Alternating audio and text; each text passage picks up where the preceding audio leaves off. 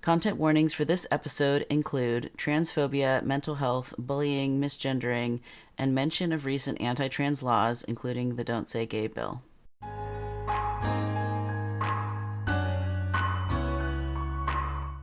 Welcome to GenderMeowster Podcast Network. Genderful is a talk show featuring non-binary and trans folks discussing various topics and special interests. We kindly remind our listeners that no person is a monolith of identities. All opinions are the speaker's own. This show airs live on Twitch at twitch.tv/GenderMeowster, and VODs with show notes can also be found on YouTube.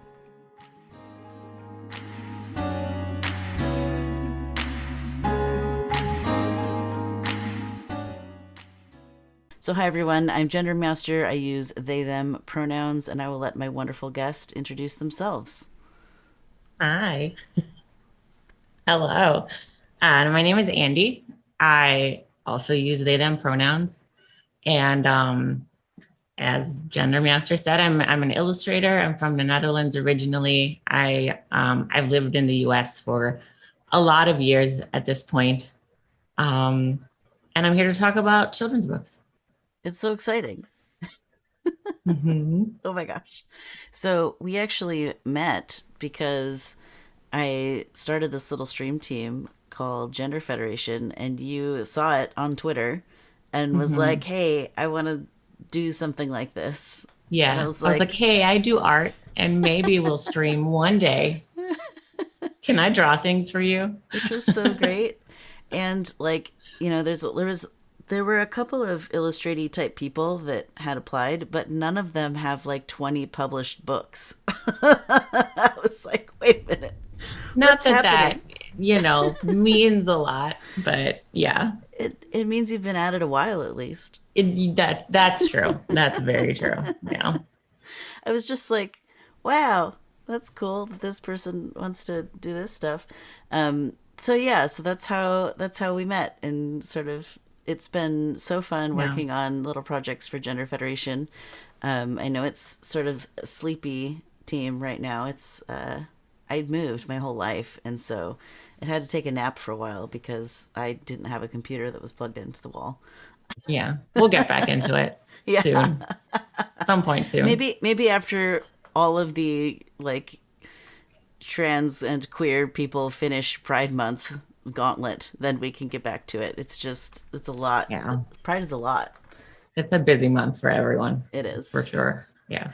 Um, so, Andy, I would love for you to share a little bit with the audience about what are some things that you can trace back to your youth that indicated you might be gender diverse one day.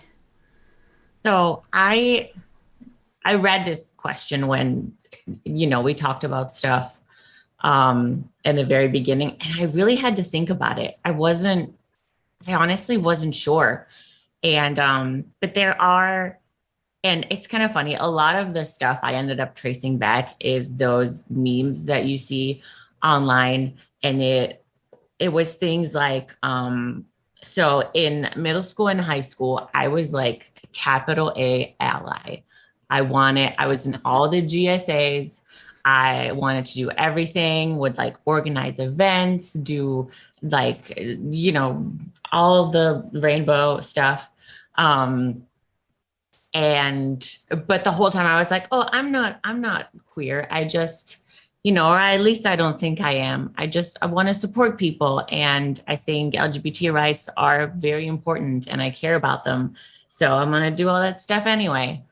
Fast forward to a few years later, and I was like, oh, wait, no, I was the whole time. I just didn't know. So I think that was one of the first main indicators is I was very involved in GSAs and LGBT clubs, Yeah, and stuff like that. Yeah. I love that. I have a picture of me in a pride parade like in college, at least a year before I came out as lesbian, which I've come out as many identities since then. Same. Um, Yeah. but like there's these pictures from me at Pride years and years ago. And when I look at them, I realize like, there's some of them are taken of me, some of them are pictures that I took of people at Pride. And I was like, oh, I eventually dated that one. And oh, like I I remember being so interested in these people these like topless trans men in their surgery scars, and now I've had top surgery, and it's just Yeah. interesting to see like what did I pick up on at the Pride Parade, and yeah, it was Yeah. so gay. Yeah. I love that, the capital A ally. Well, and that's Yeah. also for me part of why like it's important to have room for like genuine allies in trans and queer spaces, because you just never know when someone's going to have an awakening and realize, oh, actually. Yeah, absolutely. And that's not to say that happens to everyone. Hmm. I have plenty of friends who are just cis and straight and are great allies.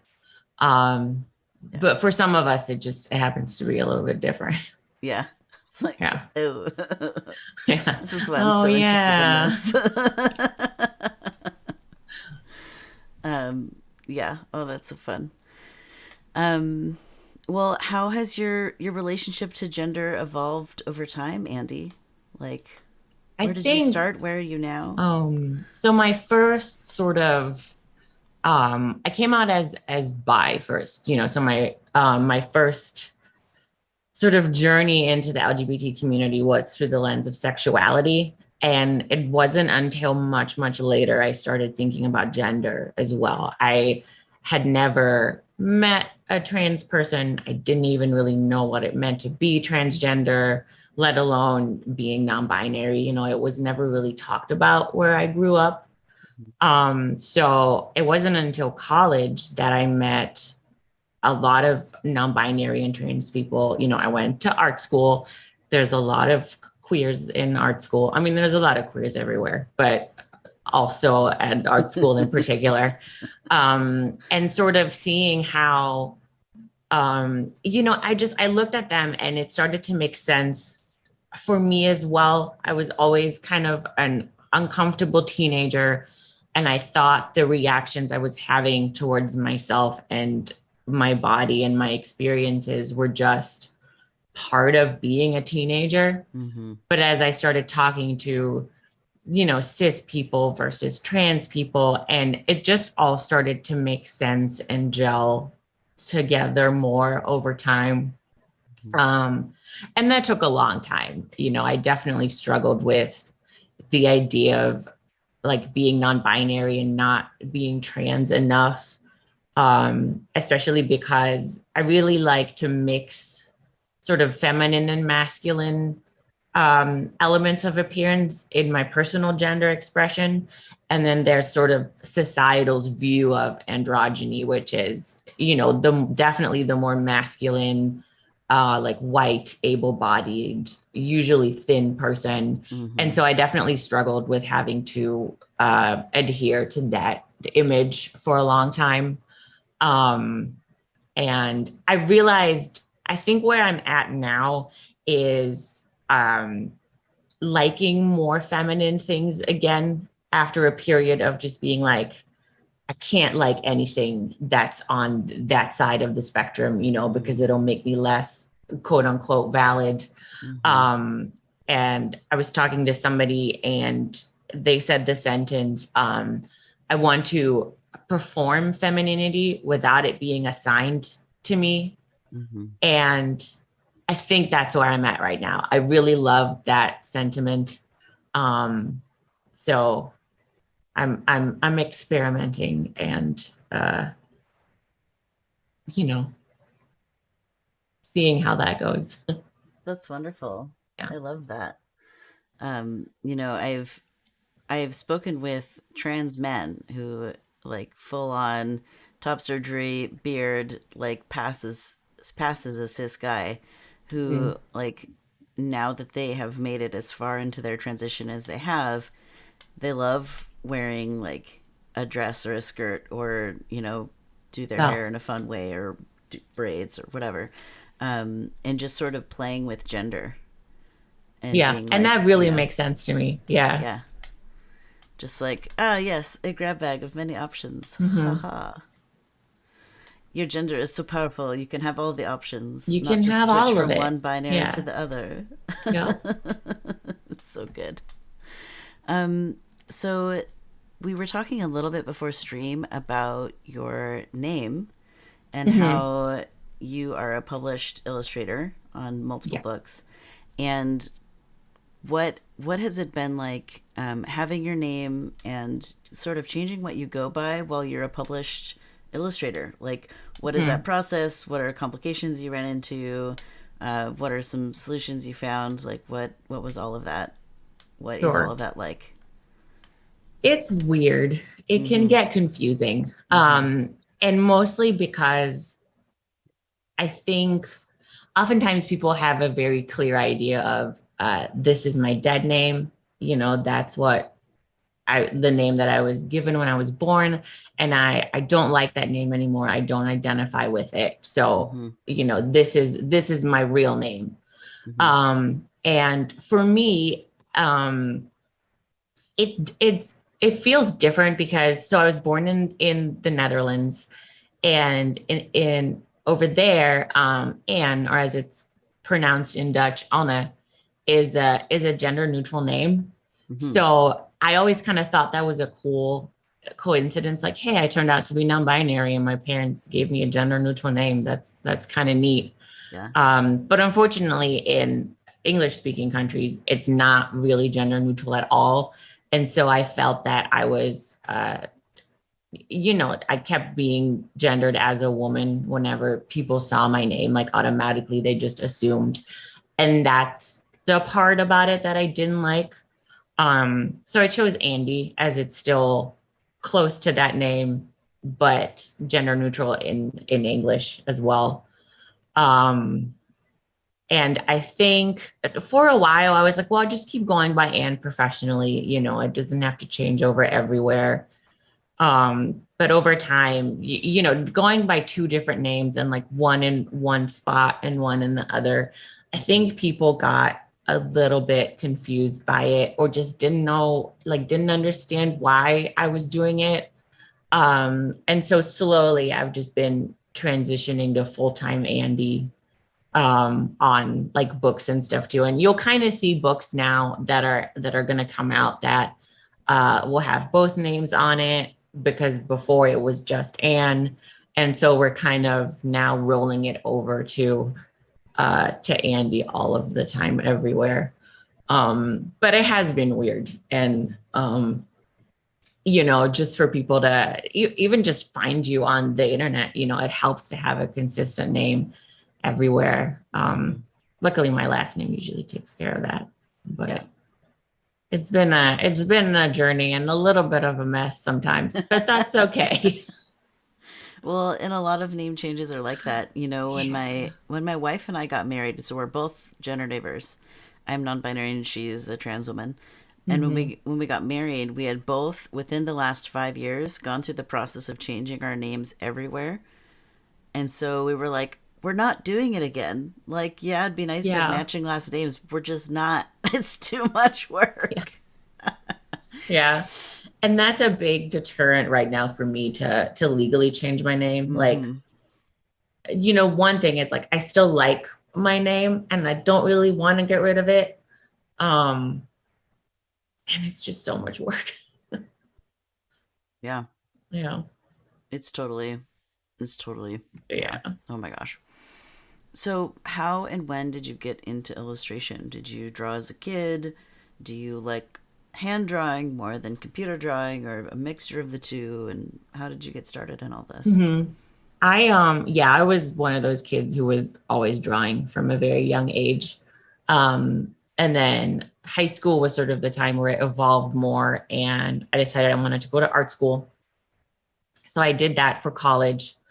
I actually went for animation first, and then decided I did not like that, and I switched to I was in an illustration major in college, and worked at a company for a while after I graduated, several different companies doing like artwork, and um, which was good. It was really fun.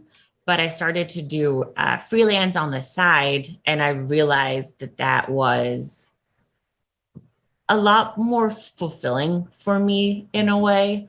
I really wanted to use my art in part to like reach out to my community, being the LGBT community and the trans community, and just focusing on that part of myself and bringing a little bit of more like political activism into it as well.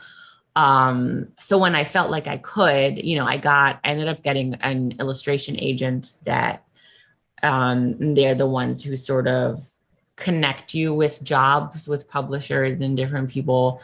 And when I felt like I had kind of like a client base, hey, I can survive on this, I can do this full time, ended up quitting my job, and I'm still a freelancer now, so it's not going too bad. That's so awesome. How long have you been freelance now?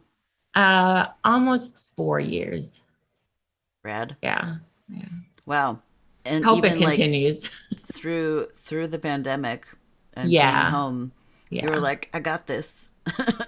Yeah, it was weird because nothing really, or not nothing, but in terms of working, not a lot changed for me because I was already working from home. Hmm. Um, so that was definitely a really privileged position to be in at that time. Yeah. Yeah. I used to have a more corporate job, and I decided one of the many reasons to leave that um, is to do content creation about gender and gender identity because I Hmm. think it's important to talk about this stuff. And Yeah. I was just imagining like all the like trans like college students and youth that were just starting to come out at school and then had to go home because of stay-at-home orders and stuff and go right back in the closet. And so I was like, I want to Yeah. make a space online for all of these like, you know, 20 something trans people who are just starting to Yeah. blossom and then had to, you know, to have a space to be Hmm. themselves and, you know, be surrounded by others who are Yeah. similarly minded. So it's been a powerful experience. I'm grateful for it, and I love that doing this gender wonderful work is also so appealing to you. Yeah, for sure. Yay! What's the first book that you made? So the first books that I got hired for were not LGBT topic related at all. I got hired for a lot of baby board books about numbers and colors and learning your first animals, which is super fun work too. And then I think the first LGBT book I got hired to do was it's called Rainbow, a First Book of Pride, written by Michael Genhart, and that came out in 2019. I started working on it in like 2018, but it got released in 2019, and I was also doing my comics online at the same time on my Instagram.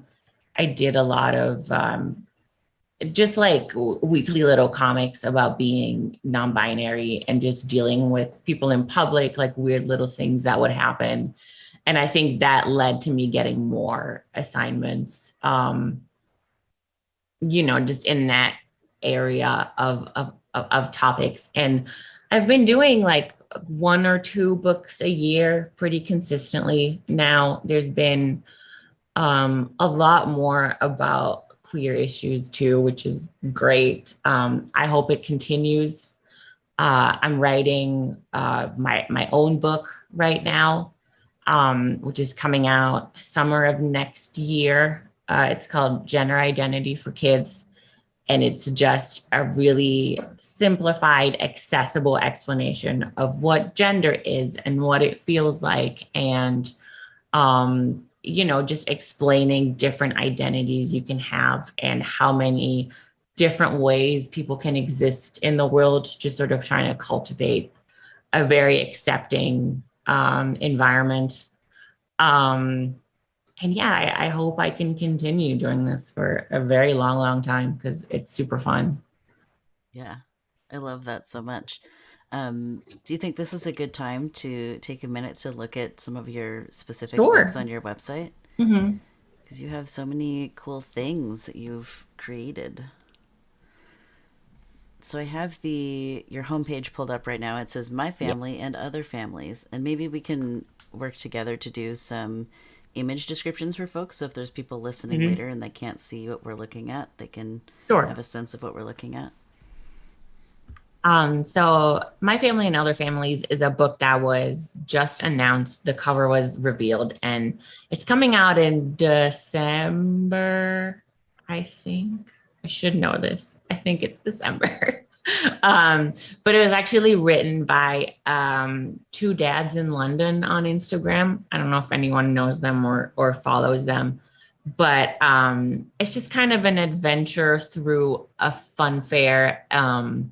Meeting different types of families, family structures.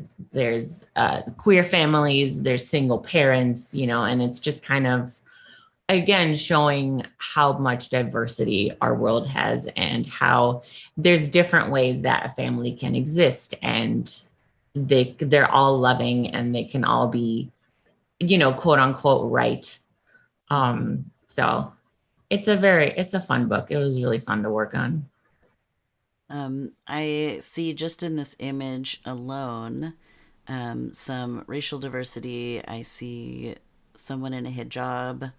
I see what looks to be a 3-generational family, an interracial couple. I see a youth with vitiligo, and probably more. What else? What else is going on here in this picture? There's a lot of so the family in that corner is like two grandparents. Supposed to be. There's a kid with two dads. There's a single mom. Um, and yeah, and even in the interior, like these are the main families you encounter within the book, but there are many, many more just people walking around in the background, and we really wanted to make it as like diverse as possible while we were working on this. Yeah, I love how colorful your work is too. It's so wonderful. Um, where should we go to look at sort of your Um, various books? I would go to the freelance tab at the very top that has Got it. most of the different books on it. Oh my gosh, I love the wild rainbow with the pride lion. It's so fun. Look at all these books. Oh my gosh. So yeah, a lot of these are that ended up being about LGBT topics and just like the inclusivity in general.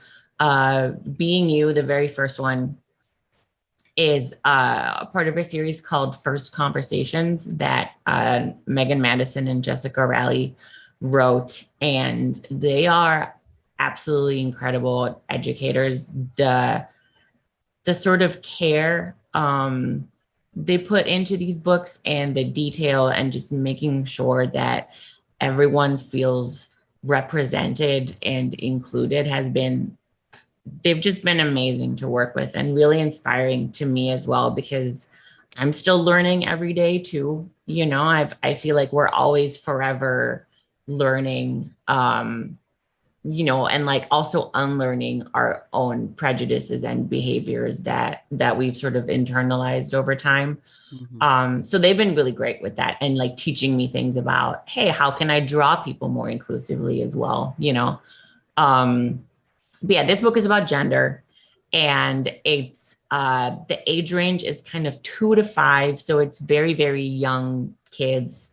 And it kind of goes into, when a baby is born, it gets announced like, hey, this is a boy, this is a girl. But what does that really mean? And is that really true? And, like, why is that? And just kind of helping people sort of question why things are a certain way. And just celebrating, again, all the different ways that people around us can exist.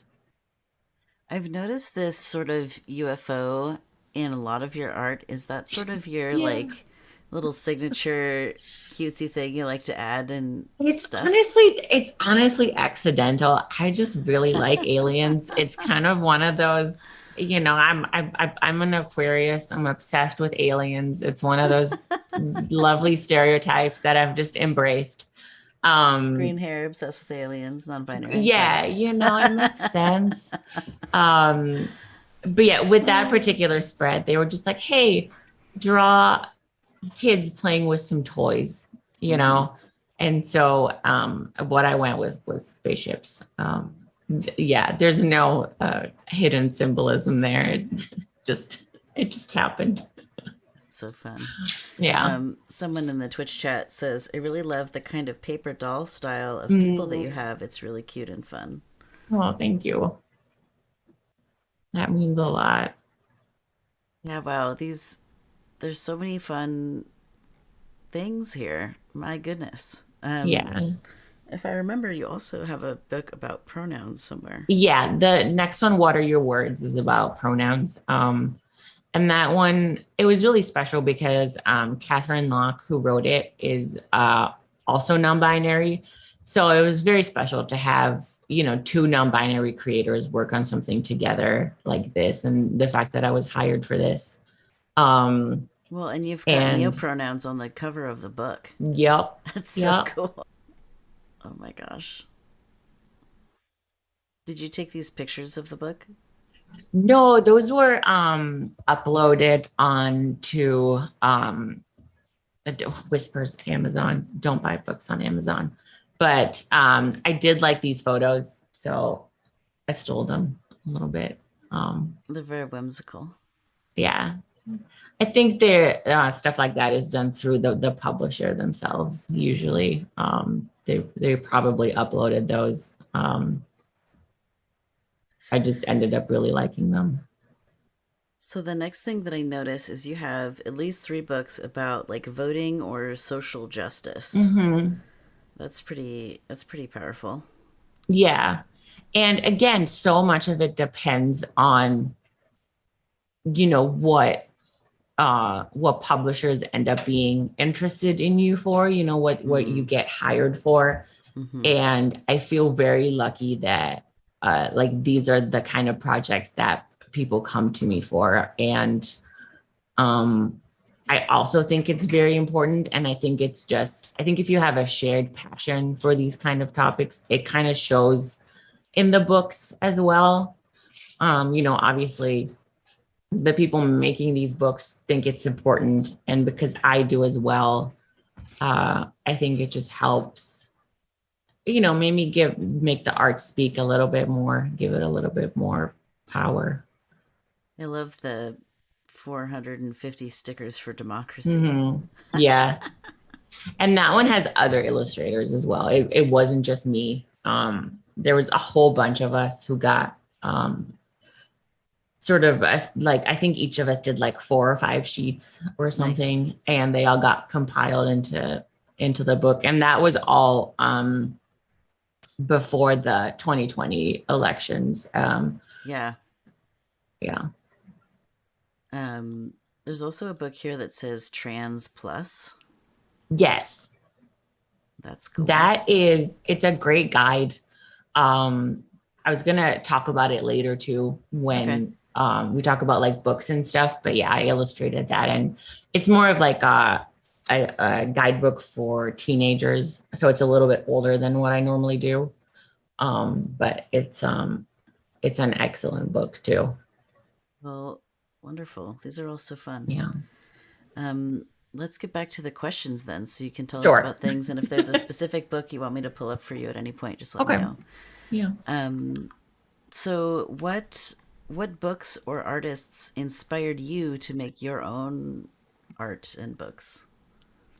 I think Instagram was a really big influencer in like me just discovering what was possible, especially because I started, I started out by drawing comics about my experiences, and then sort of that developed into doing illustrations for books. So Julia Kay is an artist. She started doing comics on Instagram, and then those have been published. Um, I think it's under the name Up and Out Comics. If you look that up on Instagram, she's super cool. Maya Kobabe is a great illustrator that I think a lot of people have heard of because your books got banned a lot recently with all the political upheaval that's been happening. But Genderqueer is a really great graphic novel that talks about your experiences coming out and just dealing with identity and different things. Jules Scheel is another great illustrator. And if I'm mispronouncing any of these, I've only ever read these names on Instagram. I just realized that. So I'm kind of pronouncing them how I think they would be pronounced or how I've always said them in my head. But if they're wrong, I apologize, and anyone can correct me. Yeah, so Jules Scheel worked on, there's a book called Queer, A Graphic History, which is a great graphic novel that if you have a chance to check that out, it's really, really great. It goes through the start of the LGBT movement and pride and different things, and just all their collective styles sort of really, really inspired me and just showed me that, you can start by doing these things on social media and then sort of evolve to do books and other things. And I really started to strive to do that as well. Mm-hmm. And you've talked about it some, but are there topics that you like to emphasize in your books? I think a lot of it is I just want people to be able to see themselves represented. I think everyone deserves that. And I love creating work that shows how people can be very different from each other, but still support each other.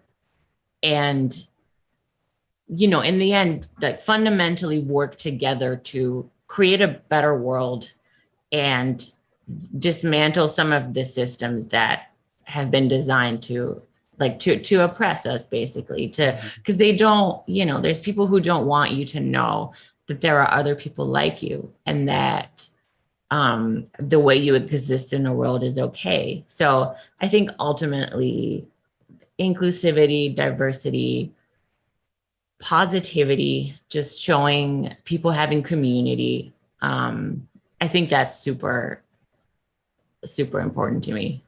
Yeah. Representation definitely matters. Mm-hmm. I was noticing as we were looking through some of your books, there's people with hearing aids and people with limbs that are added on later. Yeah. Yeah. And I think, there's a person in a wheelchair. I think it's cool that not only are you representing gender and sexuality diversity, but you've got racial diversity, you've got some different abilities. I wonder, do you ever talk about, maybe it would be the author's job to talk about neurodivergence in the books, but have you ever illustrated a book that has neurodivergent or autistic or ADHD people in them? Yes. So there have been sensory tools that have been included in different books I've illustrated. Oh, cool. We just had someone recently, we had some sensory, we had some headphones, just to, those sound blocking headphones that kids can sometimes wear. We've included like stimming tools, someone holding a fidget spinner or different things so just any visual representations that we can get of those things, I've definitely tried to, to include.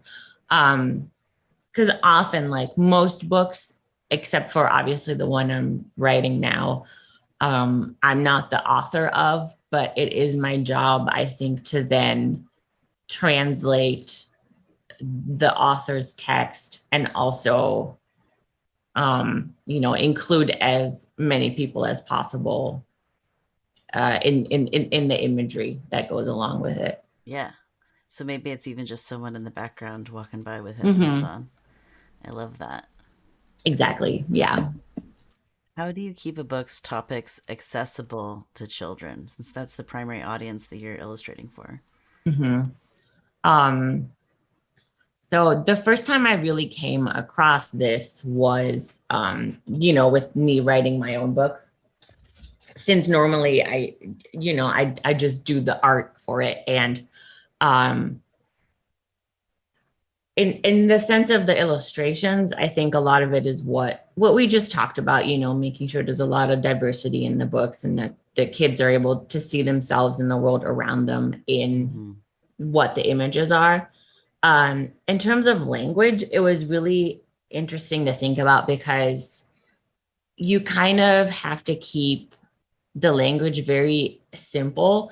And it's actually interesting because explaining something to as if you're explaining it to a kid or someone younger, it kind of makes you understand it better yourself as well. You end up having to compare, being assigned a gender. For example, in my book that's about to come out, I kind of compare to being told what your favorite color is when you're born. Like, okay, you're born, you can pick either red or blue as your favorite color, and that has to be your favorite color forever. You can't change it. But what if you like a different color? Or what if you were told to like blue, but you like red instead? What if you like orange or yellow or green? And so you kind of sort of break down concepts into a way that's digestible for kids and make it very age appropriate. And I think that's helpful for adults a lot of the time too, having things broken down in that sort of language. I think a lot of stuff that's aimed at adults that is about gender and sexuality can be very heavy academic texts sometimes. And if say you are a parent who, your kid comes out to you and you're like, oh my God, I have no idea what this means. I have no idea what to do. Those academic texts don't really serve you a whole lot. You need those simple explanations of like, okay, what does this mean? How do I handle this? And so, I end up recommending a lot of books for kids and teenagers to adults as well, just because it's, one, they're more fun to read and they're easier to understand. Yeah. Yeah. Do you have a kid-friendly, this is your challenge question. Do you have a kid-friendly explanation of what it feels like to be misgendered or dead named? I think the way I would explain it is, if you have a certain picture of yourself and certain information about yourself as a person and you know who you are, it can be really hurtful for someone else to not see that, or for someone else to sort of deny you that in a way, because sometimes misgendering and dead naming can be purposeful, and it's just like any other way of choosing to hurt someone with like using words. Calling someone a bad word, it could be a very similar feeling to that. I think in my book, I just described it as it feels really icky. So yeah. Totally.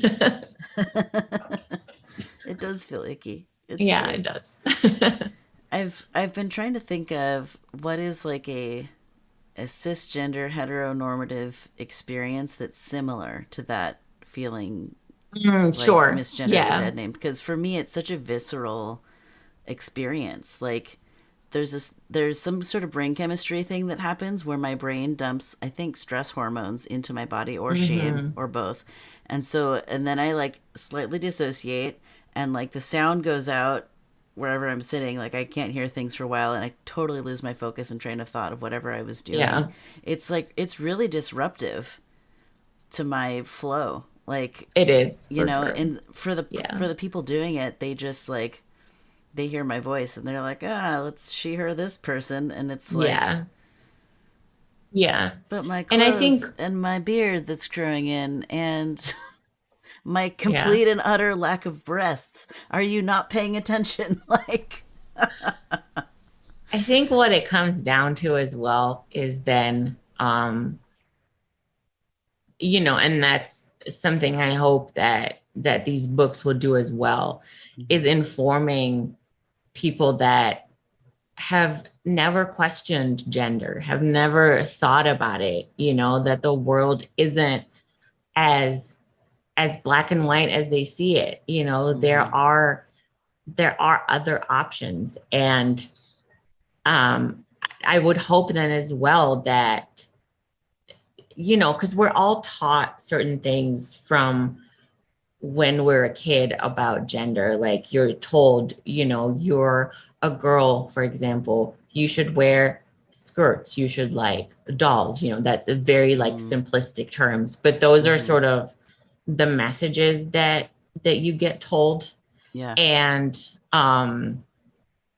just having people question why that is, and is it really even true, and why can't we like or do other things, and isn't it weird that because your genitals look a certain way when you're born, your whole life gets planned out for you, and you're supposed to have a certain personality or like certain things or do certain things more or less just because of the way your body looked when you were born. Yeah.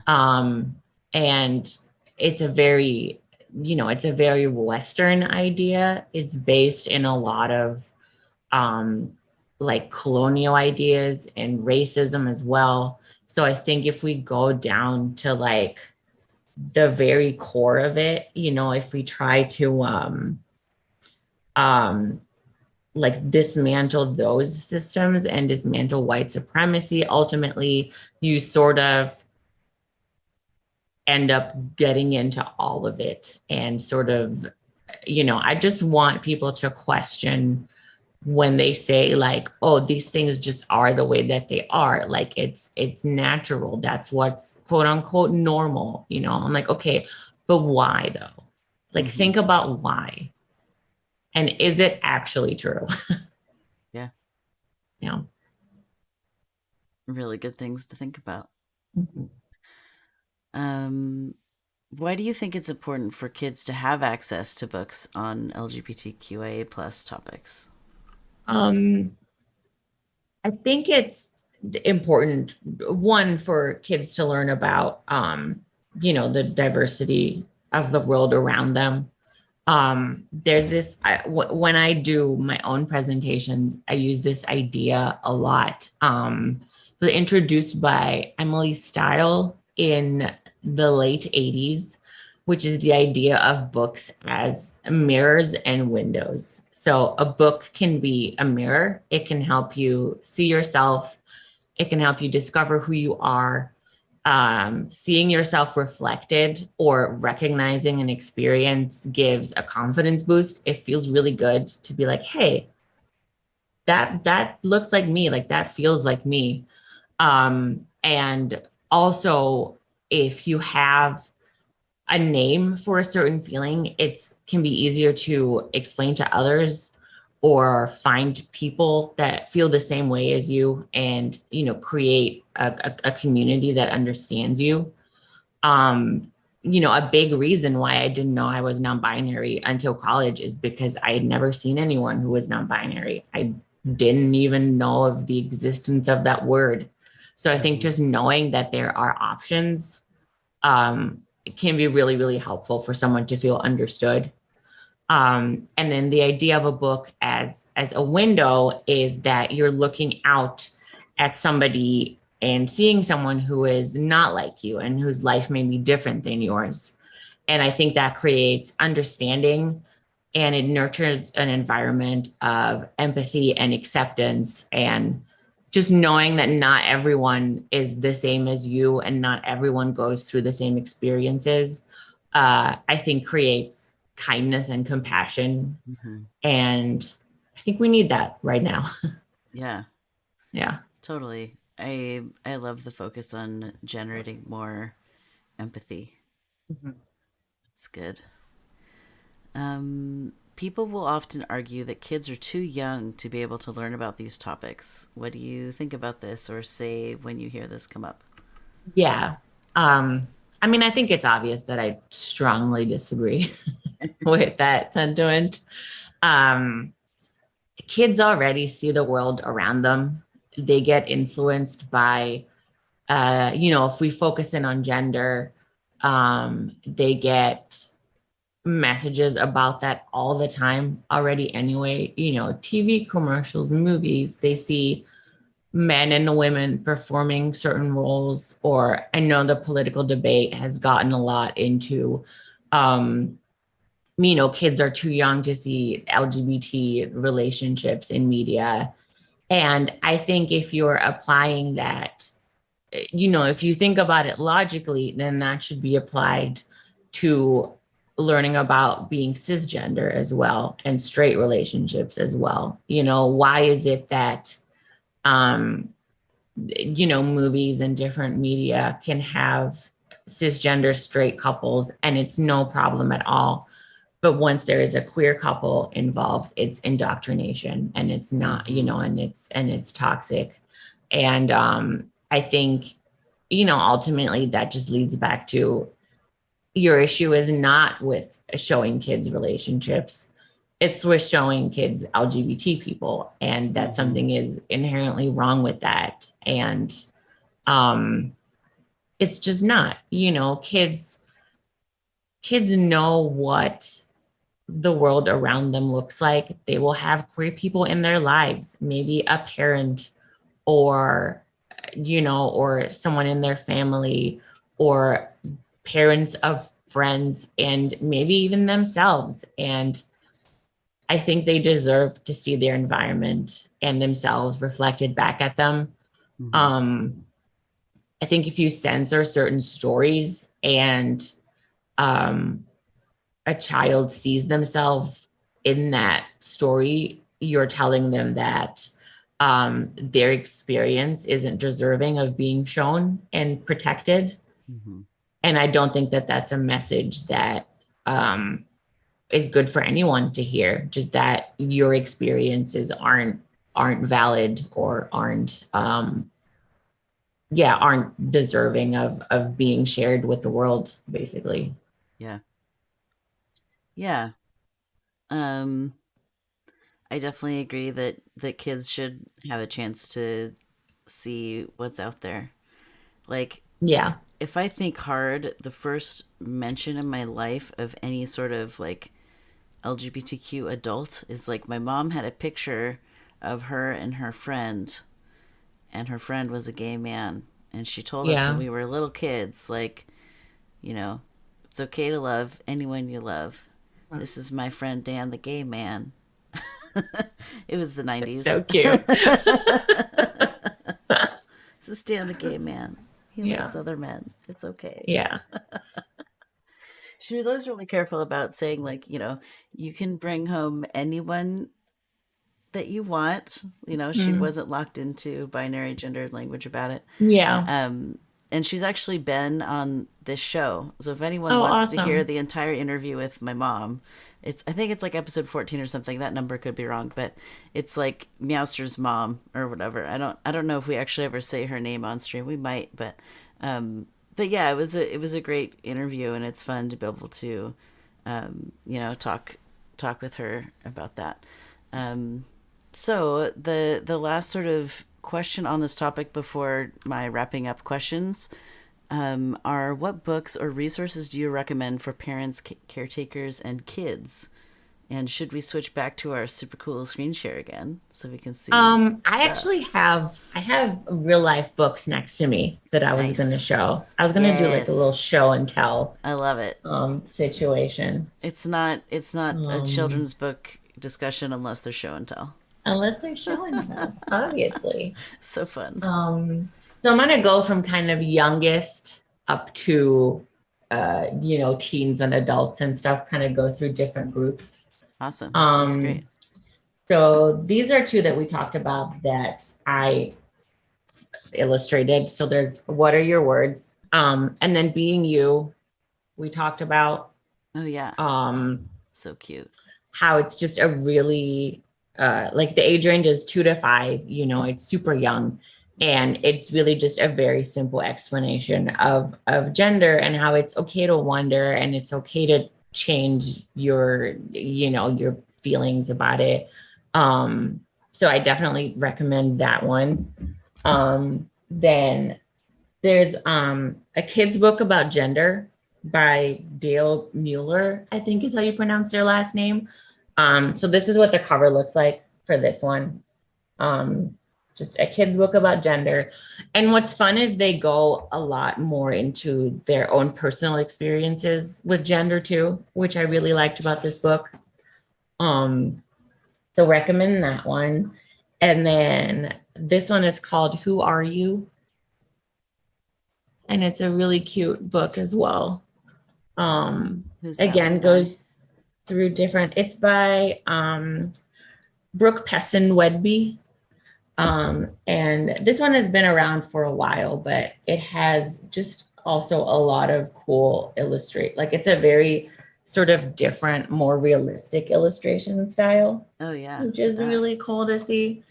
And then the last one for sort of this age group that I actually gave away to one of my friends at a baby shower. I gave away my copy, but it's called It Feels Good to Be Yourself.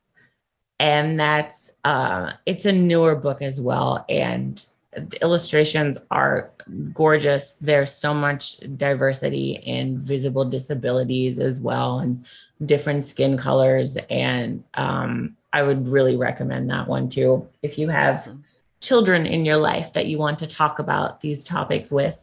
That's so great. Who is It Feels Good to Be Yourself by? The illustrations are by Andyrogyny, which I love. I think the author is, I'm looking it up right now, Theresa Thorne is the author. Awesome. Yeah. And then, so you mentioned that you saw Trans Plus when we were looking on my website. Oh, this is Trans Plus right here. As you can see, it's a lot thicker. It's obviously not a children's book. It's definitely for teenagers. And it goes into more like transition related things as well.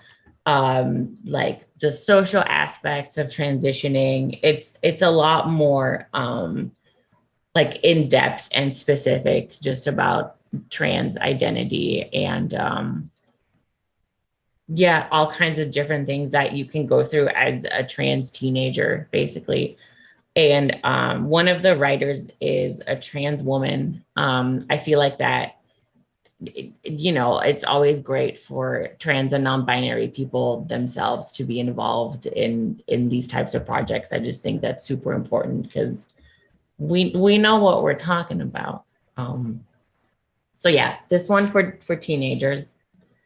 And then I think we all know this person probably. Alok is absolutely amazing, and I love everything that they do. So I definitely recommend people read this book as well if they haven't. It's very digestible, very, I think it's like maybe, it's 63 pages. And they have a lot of really good insight and information about just gender roles and where they come from and how they sort of evolved from like a lot of Western, mainly white attitudes, and how that's just not the way it's always been and not the way that it always needs to be. And the rest of this series is also great. It's the Pocket Change Collective. they do really cute books, and they're not all about a gender. They're about really all kinds of different social justice topics, but they're really fun to look at and read. Genderqueer by Maya Kababe is the book we talked about earlier that has been banned in a lot of places. It's an amazing graphic novel just about like personal experiences, and you can see how like beautifully illustrated it is.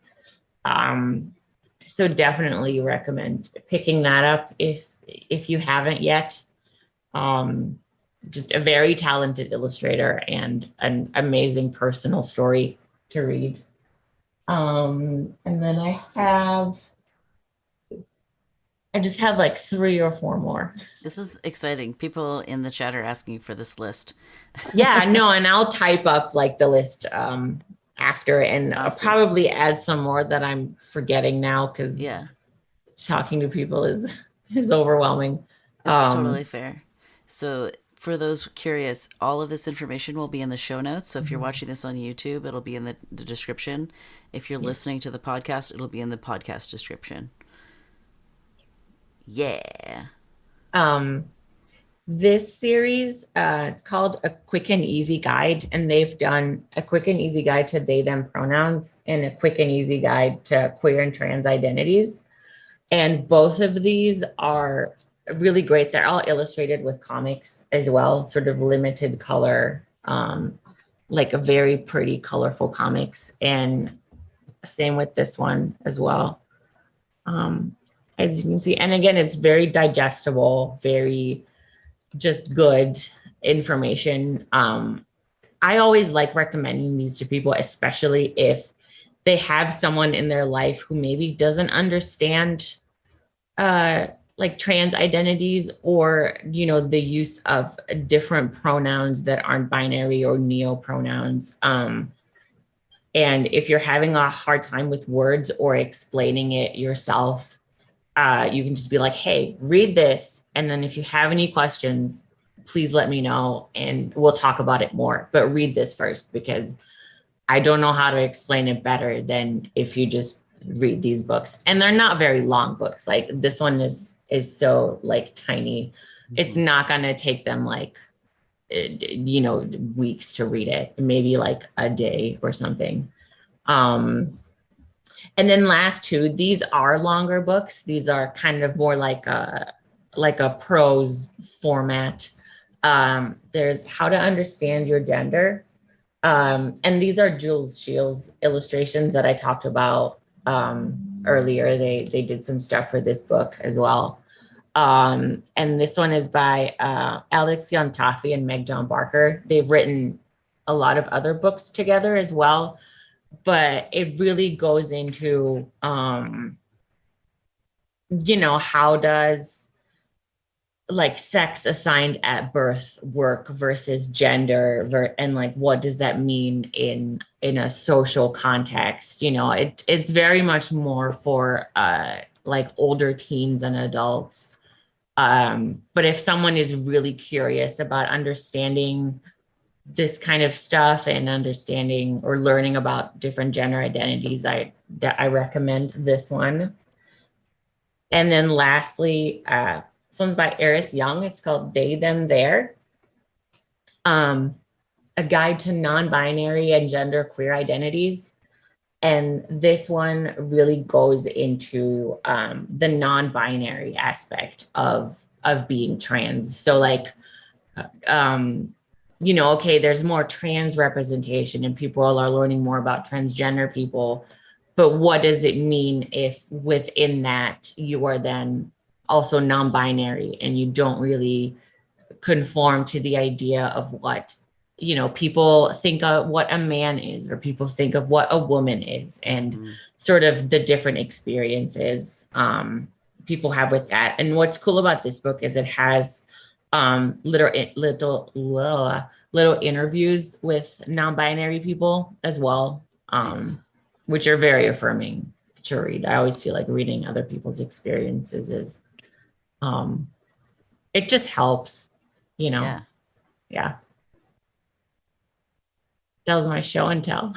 Oh my gosh, I love show and tell. So much information. I took so many notes, and there's so many missing bits of information. I'm sure I can. I'm gonna make after. like a summary because that was a lot. I'll admit. We're joking in the Twitch chat about how now everyone needs to go buy a new bookshelf so they can buy all these books. Just make another IKEA shelf and throw it on there. I love it. It's so fun. Well, this is the last call to the chat. If any of you have questions, this is technically an AMA. In the meantime, I have one or two left myself. But if anyone has questions for Andy, well, we've got them here. Let us know.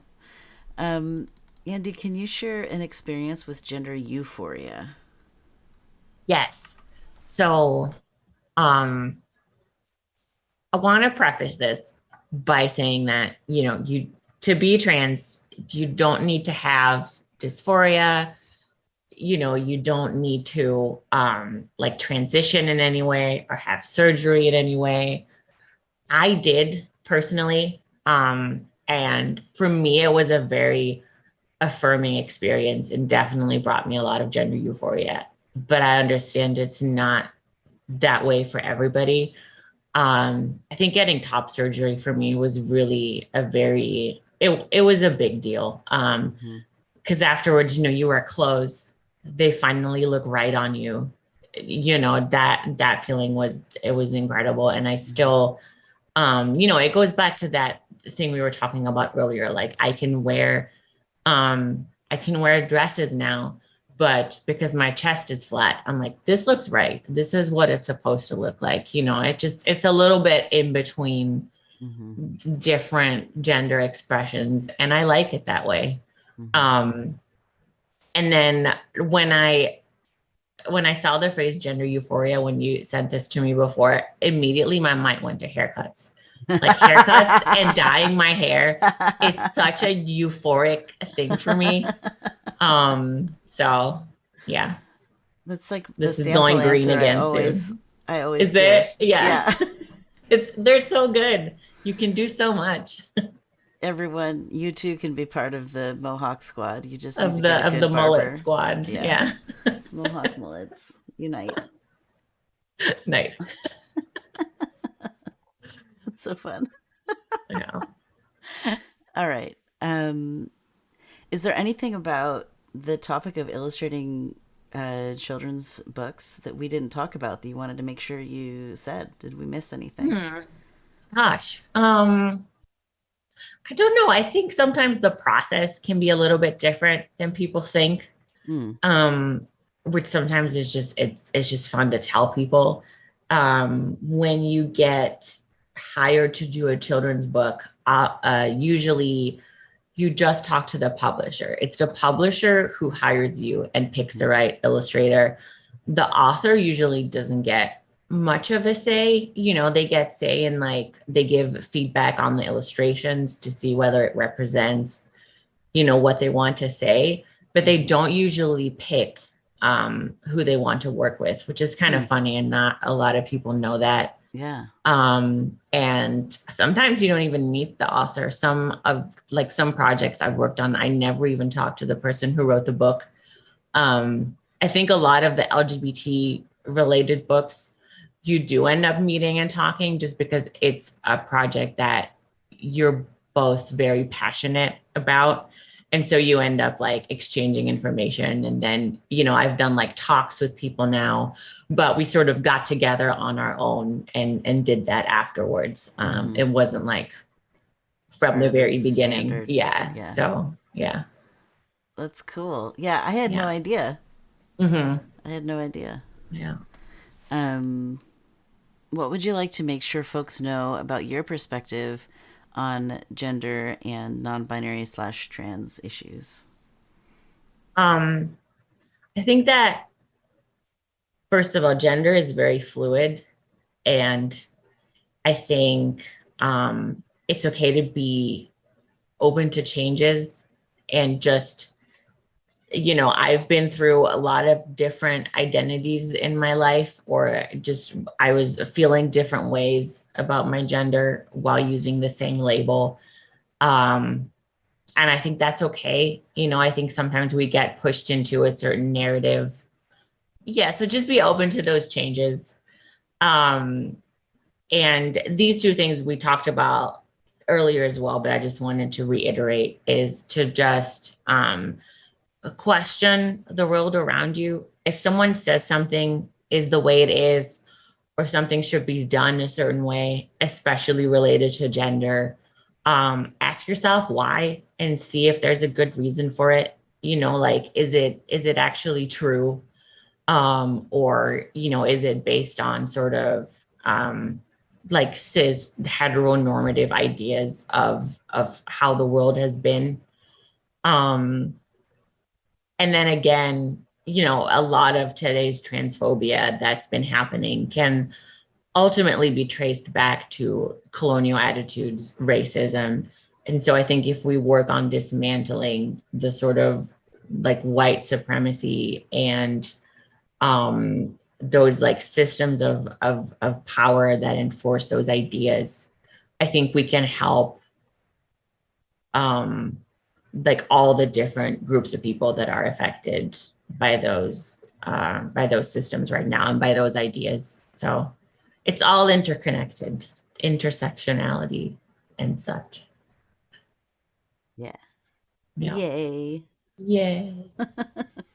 Well, thank you so much, Andy, for being on the show today. It's been such a pleasure to have you.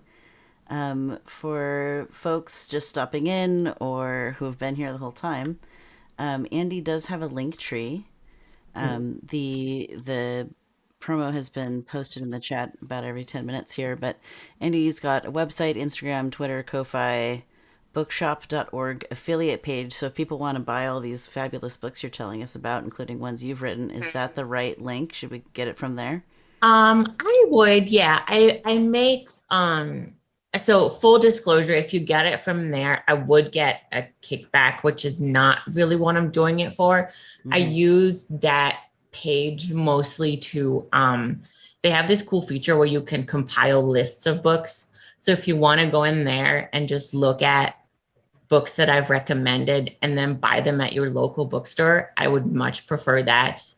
Find a local place to support, find a Black owned place to support in your city, and go over there instead of, at Amazon, basically. Yeah. If you're able. Yeah. Totally. And not listed on your link tree is your Twitch account. I do have a Twitch. Yes. And maybe one day you will start streaming on Twitch. Maybe one day. With the username Andyrogyny, which is the same name you have at the top of your link tree there. So I'm going to do a little shout out just so people can go follow that link. Do you have any ideas what you want to start streaming? I definitely like to stream art some of the time.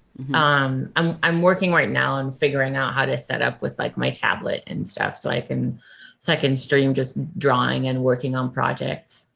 And I mean, I do play a lot of video games, that's how I ended up on Twitch in the first place was I would watch it while I was working and watch other people play games. So, it's so fun. Yeah. So your Linktree has all sorts of resources for those listening to this later. That Linktree is also in the show description. Is there anything else you want to make sure you say before we wrap up for today? I don't know. I think we got it all. I hope I made sense.